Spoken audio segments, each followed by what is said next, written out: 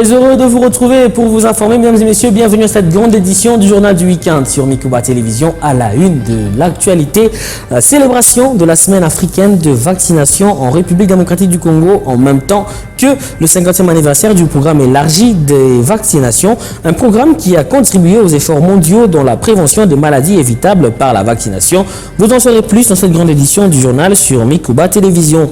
Et à l'est du pays, un jour après des bombes qui ont été larguées au quartier Mungunga par la coalition M23 armée rwandaise, le bilan provisoire qu'avance le gouverneur de cette province fait état de 14 morts et de 35 blessés. Le général-major Peter Chirimwami, que vous suivrez dans cette grande édition du journal, appelle la population à la résilience et à résister face à la terreur que la coalition veut imposer aux habitants.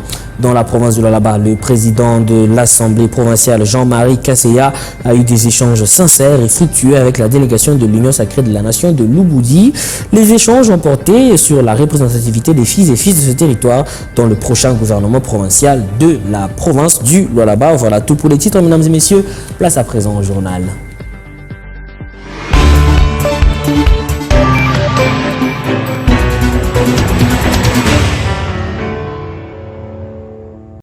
Bienvenue si vous nous rejoignez sur Mikuba Télévision, placé sous le thème programme essentiel d'immunisation.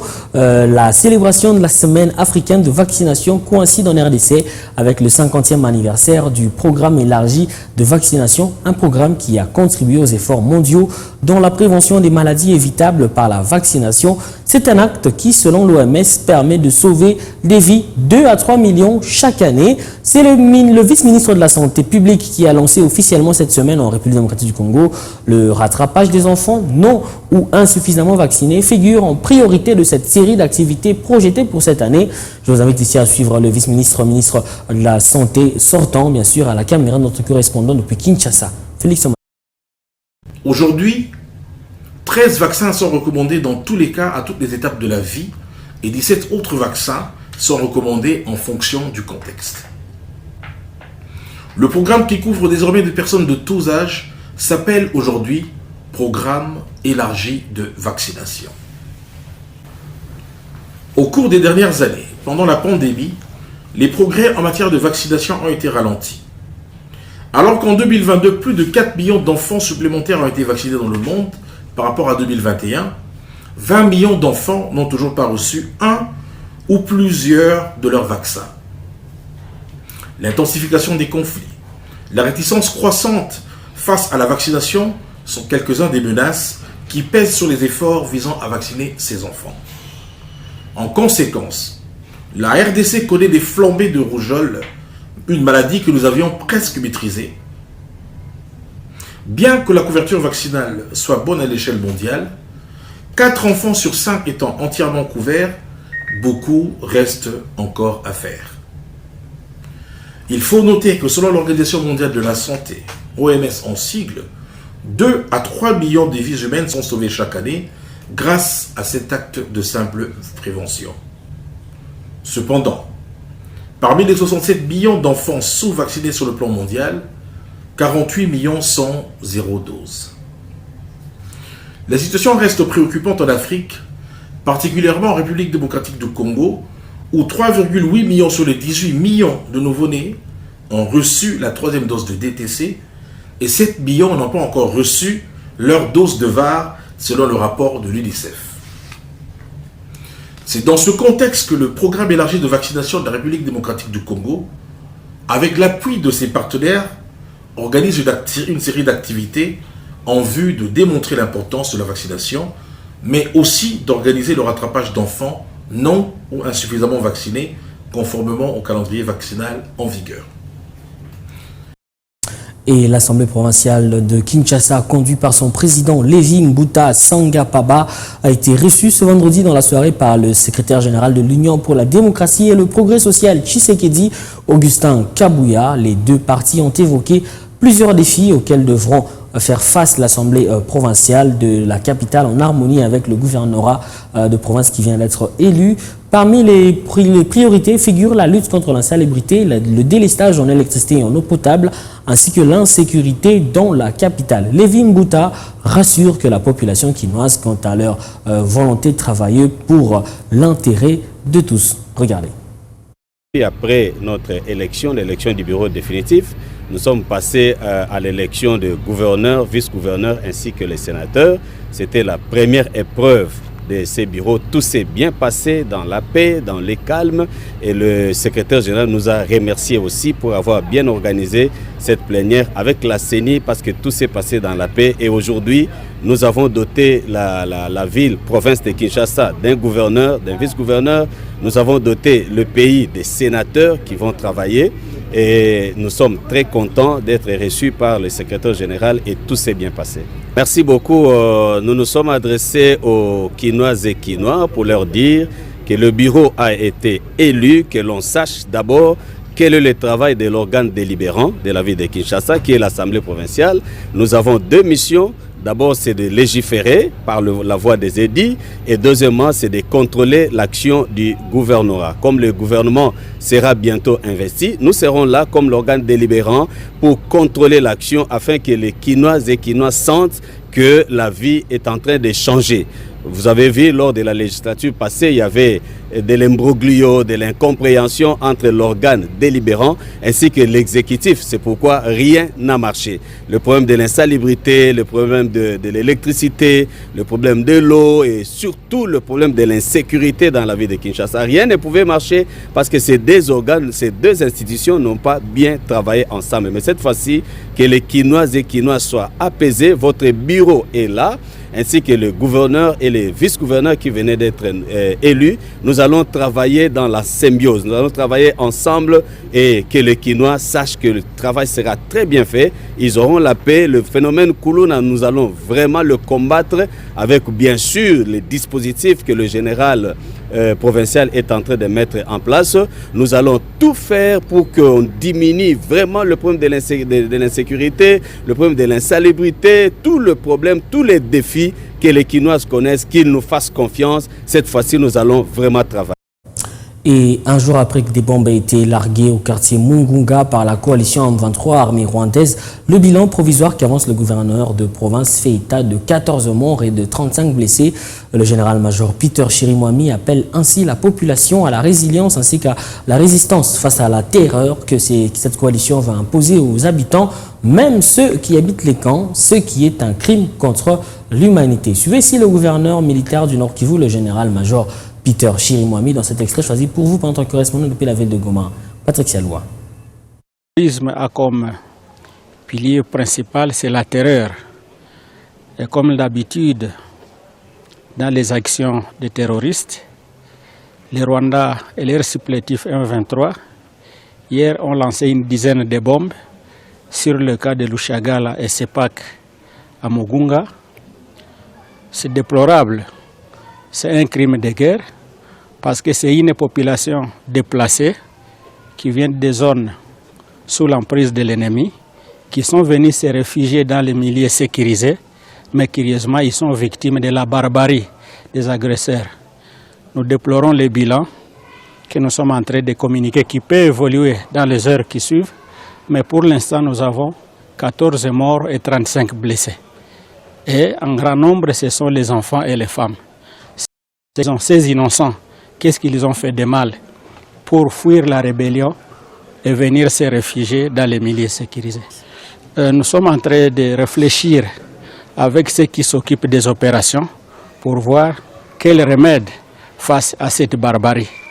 Et je sais que le président de la République, chef de l'État, est en train de mettre tout en œuvre pour que les opérations se fassent.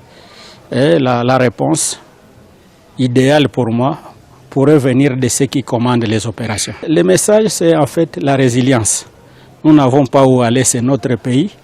Nous devons continuer à résister, essayer de compatir ensemble, se tenir main à main, mais aussi continuer à plaider pour que l'opinion internationale ne puisse pas garder le silence devant les drames que nous sommes en train de passer. Nous sommes en train de sensibiliser les partenaires et nous-mêmes pour qu'on prenne les victimes en charge. Déjà, on a l'annonce du FONAREV qui a accepté de s'occuper de l'enterrement des morts et se charger des blessés. Et nous-mêmes aussi, gouvernement provincial, nous allons toujours être ensemble avec Fonarev. Poursuivons ce journal. Pacification de l'Est de la RDC demeure et reste une question épineuse qui exige véritablement une réponse. Pourtant, le président de la République a entamé différentes démarches durant les 5 années précédentes de son mandat écoulé, des démarches qui n'ont pas abouti. Quel bilan faire de ces stratégies qui semblent ne pas produire des résultats d'après certains observateurs? Quelles erreurs faudrait-il corriger pour ce nouveau mandat?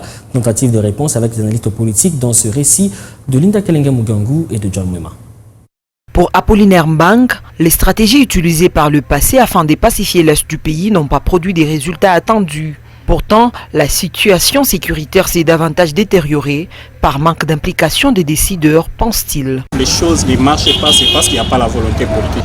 Bon, espérer c'est très fort, hein. Je ne crois pas que la situation peut s'améliorer durant le mandat de Félix Tshisekedi. Lors du premier mandat du président de la République, il avait bien promis qu'il va se battre pour que la paix puisse régner. Mais malheureusement, il a fini son premier mandat sans rien faire. Et le second mandat, il a dit qu'il va améliorer ce qui n'a pas marché dans son premier mandat.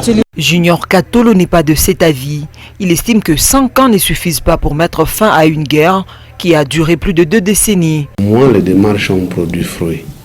Vous savez, la guerre de l'Est a commencé depuis 1997 et jusqu'à aujourd'hui.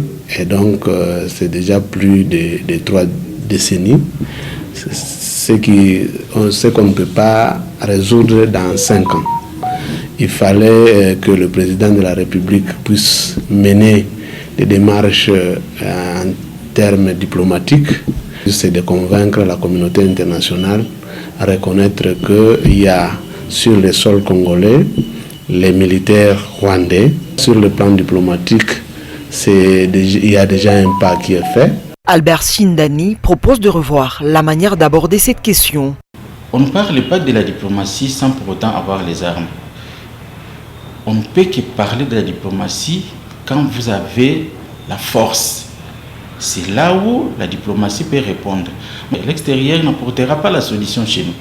Ça fait combien des années que nous souffrons avec cette situation? Si certains pensent que la solution à cette crise viendrait de l'organisation d'un cadre de concertation avec les agresseurs, d'autres pensent par contre qu'il y a certaines choses à réajuster à l'interne. Le président de la République doit être clair à l'égard de nos partenaires. Ce sont des mêmes partenaires qui nous soutiennent et ce sont aussi des mêmes partenaires qui soutiennent des groupes armés. Il faut qu'ils puissent s'impliquer en améliorant les conditions de vie de nos militaires pour que la situation puisse s'améliorer. L'erreur, c'est dans les chefs de la population. Parce que nous nous laissons soudoyer par l'ennemi et pour les servir. C'est ça l'erreur qu'il y a. Pendant ce temps, des bombes larguées, semble-t-il, ce 3 mai par les 1-23 dans les périphéries de Goma ont fait au moins 8 morts et des dizaines de personnes blessées. Je vous l'annonçais en titre, le président de l'Assemblée provinciale de Lualaba, Jean-Marie Kasseya, a eu vendredi dernier des échanges sincères et fructueux avec la délégation de l'Union sacrée de la nation de Lubudi. En toile de fond, la représentativité des filles et fils de ce territoire dans le prochain gouvernement de la province de Lualaba. Regardez. Dans son office, le vendredi 3 mai 2024, le président de l'Assemblée provinciale du Lualaba, l'honorable Jean-Marie Kasseya, a reçu la délégation de l'Union sacrée de Lubudi. Après la présentation des civilités, cette dernière a sollicité l'implication du premier des élus provinciaux pour que ces territoires soient représentés dans le prochain gouvernement au niveau provincial. Profitez aussi de cette occasion pour présenter notre demande. Parce que les territoires de Lubudi, chaque fois nous sentons qu'il y a des lamentations de la part des leaders communautaires. Nous sommes oubliés à la province, nous sommes oubliés à l'Assemblée, il y a ceci, nous on ne participe pas. Nous-mêmes nous sommes rendus compte que c'est parce qu'on ne se présente pas, c'est parce qu'on ne vient pas vers vous. Très réceptif, l'honorable président Jean-Marie Kasseya a donné à ses hôtes toutes ses assurances concernant la représentativité de tous les 5 territoires dans la composition des membres de l'exécutif provincial en gestation. Je pense la province nous appartient tous. Vous oubliez? Non. Je sais que dans le gouvernement, il y a aussi des enfants de l'Ouboudi. Le maman Fifi n'oublie personne. Tous les territoires sont représentés. Moi ici, je vais vous parler des territoires. Hein. Moi, je ne parle pas des tribus. Parce que nous sommes rabaissés vraiment trop bas. Et moi qui vous parle, je suis une Dembo et Sang. Mon village, vous êtes des Fungo, mais non? Oui, oui. Allez voir le chef Lukundwe. C'est mon village à moi. Ampala. Je peux être un jour un chef coutumier là-bas. Et vous voyez le chef Lukundwe, vous lui posez la question, Kassias, il est qui dans votre famille? Il va vous expliquer. Donc, ce sont des choses que moi je n'ai jamais parlé. Mais actuellement, on nous pousse à parler des tribus. C'est pas normal. Alors, je ne peux pas rester dans les débats des caniveaux, dans les débats des tribus. Nous devons parler des circonscriptions électorales ou des territoires.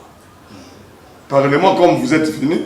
Vous venez au nom du territoire de l'Ouboudi. Je suis d'accord. Là, je vous reçois. Nous, les aînés, on ne peut pas vous inculquer cette histoire de tribus. Sinon, nous allons freiner le développement de notre province de Lualaba. Pour marquer d'une pierre blanche cette rencontre, la délégation a offert un présent à l'honorable président Jean-Marie Kassia en vue de lui souhaiter un fructueux mandat.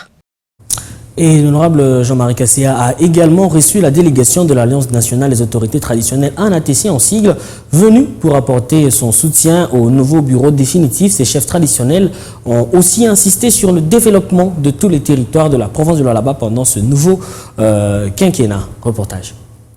Il n'y a jamais eu de développement sans la paix. C'est dans ce sens que les chefs traditionnels représentant tous les 5 territoires de la province du Lualaba ont apporté leur bénédiction au nouveau bureau de l'Assemblée provinciale du Lualaba. Cette délégation de l'Alliance nationale des autorités traditionnelles a rencontré l'honorable président de l'Assemblée provinciale Jean-Marie Kassia ce jeudi 2 mai 2024 pour parler des problèmes et attentes de la population lualabaise durant ces quinquennats.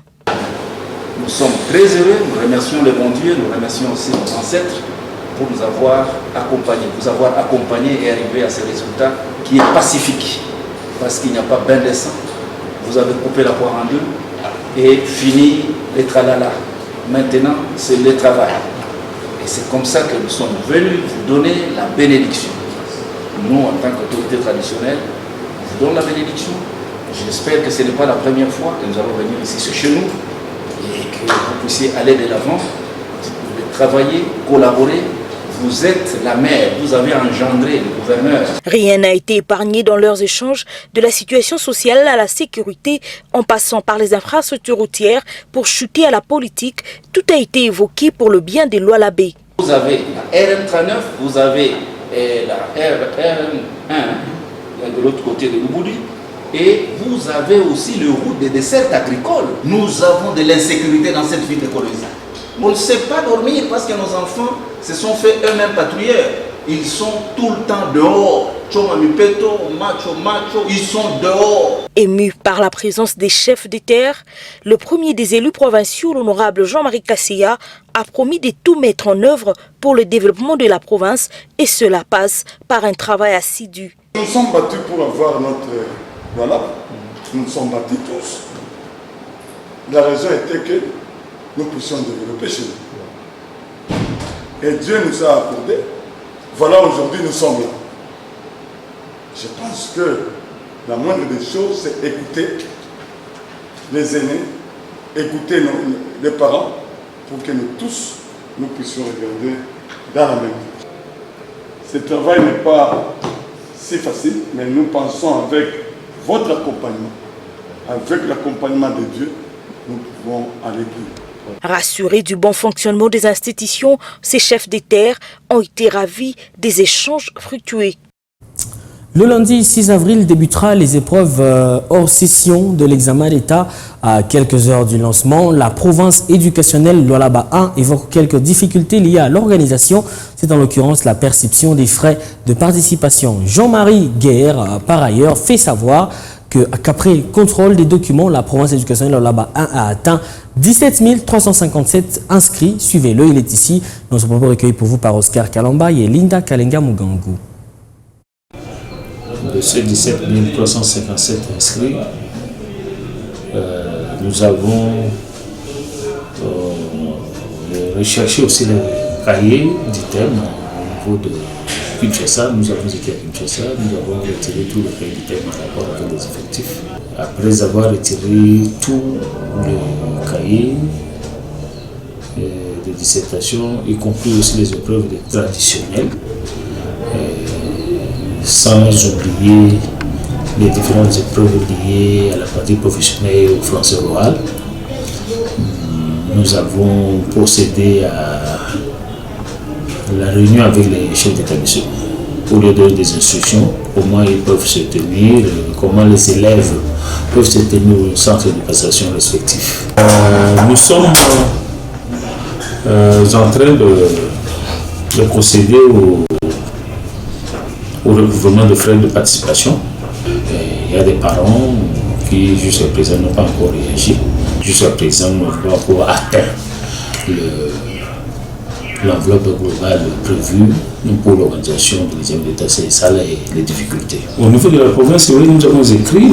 Je pense que la province est en train de se battre pour mettre à notre disposition des moyens comme par le passé. La province de Lualaba prend souvent en charge les frais de participation, mais ce que nous déplorons, c'est le retard que nous observons dans le versement de ces frais-là. Mais cette année, de l'entretien que j'ai eu avec le cabinet du ministère de l'Éducation, en tout cas, nous sommes rassurés que d'un mois à l'autre, la province va créditer le compte pour que nous puissions correctement organiser ces épreuves.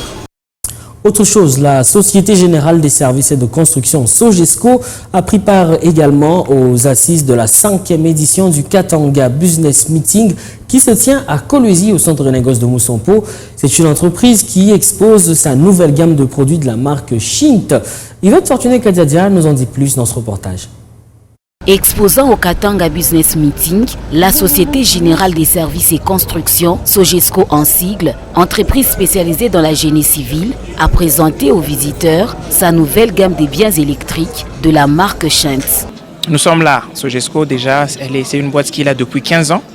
À Kolwezi, nous sommes dans tout ce qui est construction, génie civil, structure métallique. Ce sont des services qu'on rend déjà depuis assez longtemps.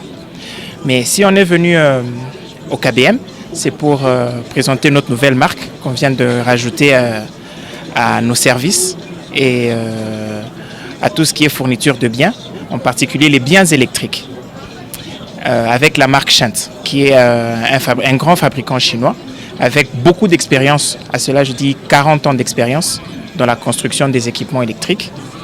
Et on est représentant de cette marque ici au Congo. On a ouvert à partir du Lualaba, vu que c'est une province qui est vraiment en expansion.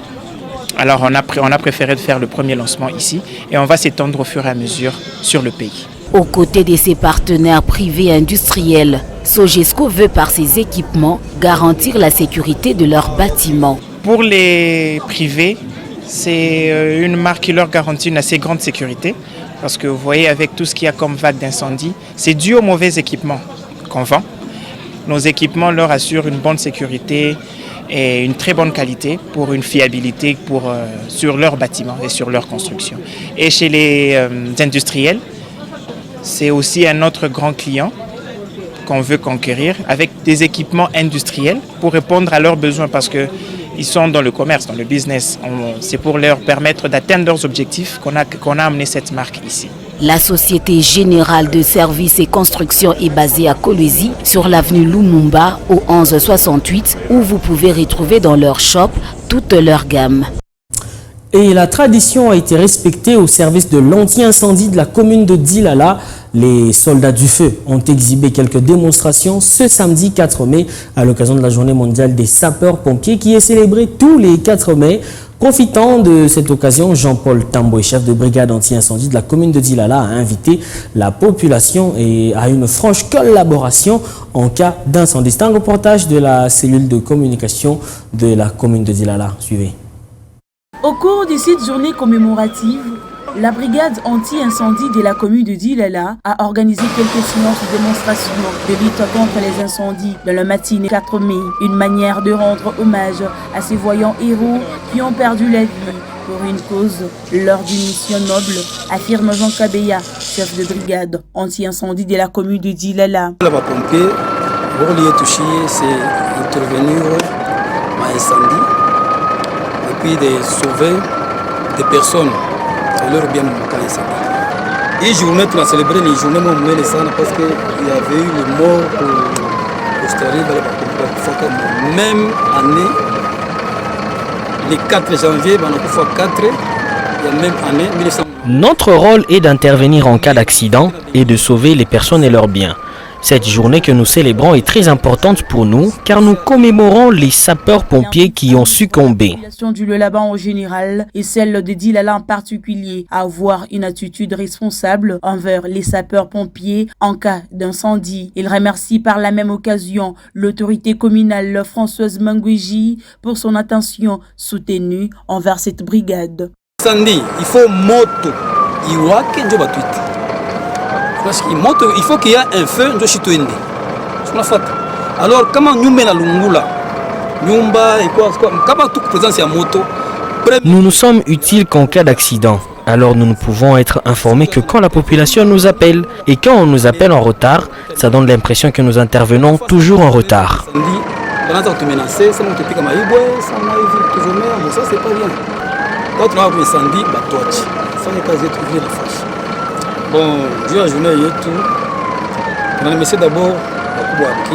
À noter que la brigade anti-incendie de la commune de Dilala existe depuis 2016 et compte en son sein de sapeurs-pompiers bien formés et bien équipés. Ces soldats du feu sont toujours prêts à rendre service où l'on a besoin de leur expertise.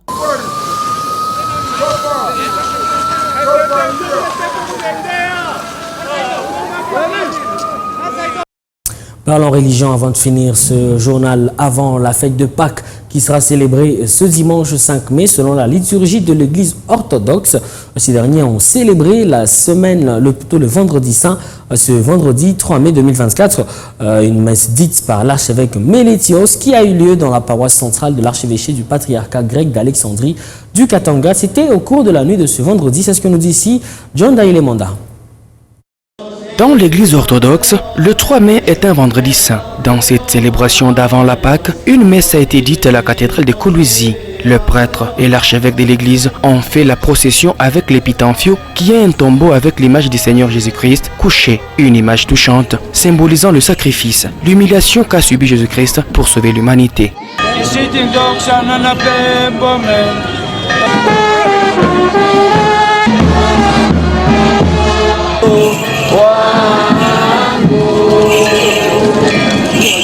Étant un événement qui précède la résurrection de Jésus-Christ, la messe dite par l'archevêque Mélétios était si particulière. Des cérémonies ecclésiastiques et d'autres séances spirituelles ont marqué cette journée.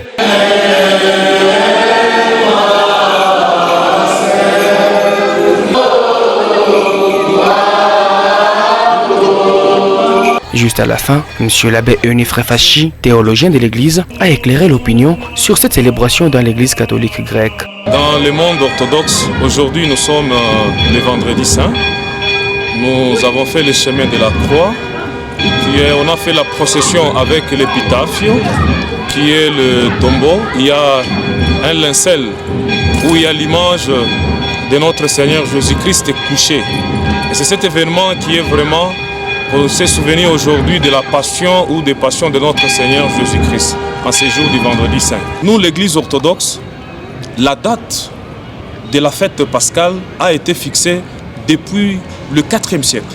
Au concile de Nicée en 325, il a été dit que nous, en tant que le chrétien orthodoxe et les autres, nous devons fêter notre Pâques après la Pâques juive. C'est pourquoi nous disons nous sommes l'église orthodoxe, nous sommes la trésorière de la foi. Contrairement aux autres églises, c'est ce dimanche 5 mai que l'église orthodoxe va célébrer la fête de la Pâque, marquant la résurrection de Jésus-Christ.